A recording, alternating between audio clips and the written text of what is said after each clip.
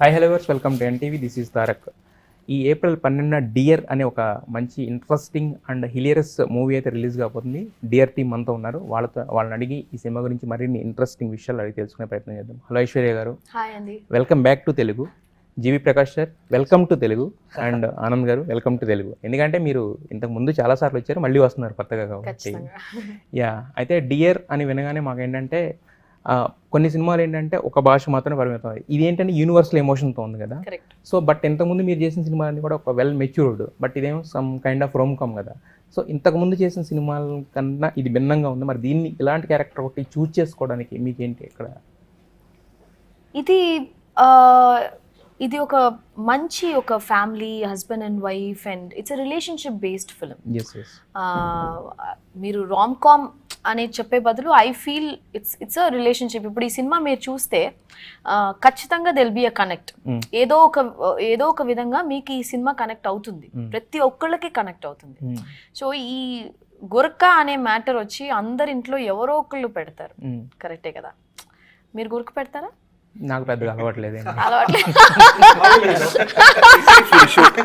లేదు లేదు, పక్కన వాళ్ళు చెప్పేస్తారు గురక పెట్టేటప్పుడు కన్నా మీకు కూడా అదే. మీకున్నా మీకేమన్నా గురక పెట్టే అలవాట్లు? నాకు దీపికా గానా ఐశ్వర్య గానా? రెండిట్లుగా. దీపికాగా మేము చూసాం ఆల్రెడీ. గురకబెట్టి పాపం ఆయన కనీసం ఆయన లైట్స్ లేపకపోను, ఆయన పడుకొని ఇవ్వట్లేదు. చచ్చిపోయాడు పాప సినిమాలో చచ్చిపోయాడు గురక వల్ల. బయట ఐశ్వర్యగా నేను గురక పెట్టాను. బట్ గురక పెట్టే వాళ్ళని చూస్తే ఏమన్నా కోపం? ఇప్పుడు ఈ సినిమాలో ఆయన అసహించున్నంత అలాంటివి ఏమైనా వస్తాయి మీకు? లేదు, I'm so use to Guraka. Because మా అమ్మగారు గురక పెడతది, మా అన్న గురక పెడతాడు. మా ఇంట్లో ఒక చిన్న బిడ్డ ఉన్నాడు ఆర్యన్ అని చెప్పి, మా అన్న కొడుకు నెఫ్యూ, వాడు కూడా గురక పెడతాడు చిన్నగా. మరి ఎంతమంది గురకలు పెడుతున్నారు, మీరు ఒక్కళ్ళే ఎందుకు అలాగా? ఏమో, నాకు ఇంకా మేబీ ఒక 2 years తర్వాత నేను కూడా పెడతానేమో. అయితే మొత్తం గురక ఫ్యామిలీ, మొత్తం టోటల్ గా ఫ్యామిలీ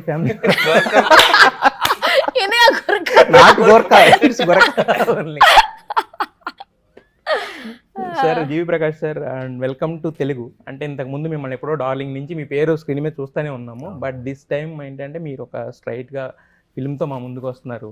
మీకు ఇప్పటికీ మేము మీ అందరికీ చాలా పెద్ద ఫ్యాన్ అనమాట మీకు. ఎందుకంటే not only me, most of the Telugu audience. ఎందుకంటే మీ ట్రాక్స్ వలన, మీ ఆల్రెడీ మీ వోకల్స్ వలన కావచ్చు, ఇదంతా కావచ్చు. సో మీరు మాకు ఎప్పుడు కూడా ఏంటంటే ఒక హీరోలాగా కన్నా కూడా ఏంటంటే ఒక న్యాచురల్గా, ఇప్పుడు ఐశ్వర్య గారిని చూస్తే మాకు పక్కింటి అమ్మాయి లేకపోతే మన అమ్మాయి అనే ఒక ఫీలింగ్ ఎలా వస్తే, మిమ్మల్ని చూసినా కూడా అలాగే ఉంటుంది. ఎందుకంటే you are a natural actor కాబట్టి. సో మరి ఈ సినిమాలో ఆవిడతో ఎంత ఇబ్బంది పడ్డారనేది మేము చూస్తూ ఉన్నాం. బట్ రియల్గా సెట్ లొకేషన్లో ఎలా ఉండేది? బేసిక్ ఇంకోటి ఏంటంటే Singh sound was very very tough. Okay, because even a small noise someone makes, we'll go retake, then we'll be like, one take will be very nice. Somewhere some boy or some phone would have rang, then we'd have been like, అరే what is this. అదంతా okay, పోనీ ఎవరైనా సరిగా act చేయలేదంటే retake అనేది okay. But సరిగ్గా గురక పెట్టకపోయినా ఇక్కడ రీటేక్ కదా. దాని వరకు మాత్రం వేసారు ఎఫెక్ట్, అంతేగాని రియల్ గురక కాదనమాట అది. It's a different gorka kaala. It's like a very powerful sound. It's a emotion, powerful emotion. అంటే ఇంతవరకు గురక అనేది ఒక ప్రాబ్లం అనుకున్నా కానీ ఇంత దాంట్లో ఒక పవర్ఫుల్ ఎమోషన్ ఉంటది, ఇంత డ్రామా ఉంటది అనేది మీ సినిమా. ఆ సౌండ్ లేటర్ రింగ్ టోన్ గా యూజ్ చేసుకోవచ్చు, అలారం గా యూజ్ చేసుకోవచ్చు. అలారం రింగ్ టోన్ కాదు, అలారం గా పనికొస్తది. డియర్ రింగ్ టోన్ అని పెట్టుకోవాలి యాక్చువల్ గా. చూడడానికి ఏమో డియర్ రింగ్ టోన్ ఉంటుంది, బట్ ఓపెన్ చేస్తేనేమో గురక స్నోరింగ్ సౌండ్ ఉంటుంది. అలాగా విచిత్రంగా. అరే ఒక్కళ్ళు ఒక రకంగా ఒక ఊరక